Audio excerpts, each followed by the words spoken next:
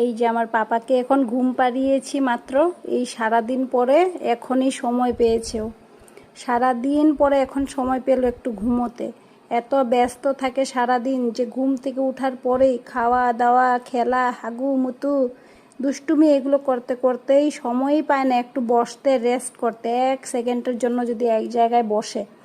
এখন দুপুরবেলা স্নান করিয়ে দিয়ে খাইয়ে দাইয়ে দিয়েছি, তো এই যে এখন ঘুমোলো। এখন কমসে কম 1-1.5 ঘন্টা ঘুমোবে। এইটুক সময় তার রেস্ট, শান্ত, ঘরটাও শান্ত হয়ে যায়। আর এইটুক সময় আমিও অনেক কাজ সেরে নিতে পারি, রান্না বাড়া, স্নান সব কিছু সেরে নিতে পারি। তো একটু দেখিয়ে দিলাম তোমাদেরকে, কি সুন্দর দেখো ঘুমাচ্ছে। একটু পরে উঠার পরেই কিন্তু আবার সেই ঝাপাঝাপি লাপালাপি শুরু হয়ে যাবে। তখন তো তার পিছনে পিছনে দৌড়াতে দৌড়াতেই আমারও দিন শেষ হয়ে যায়।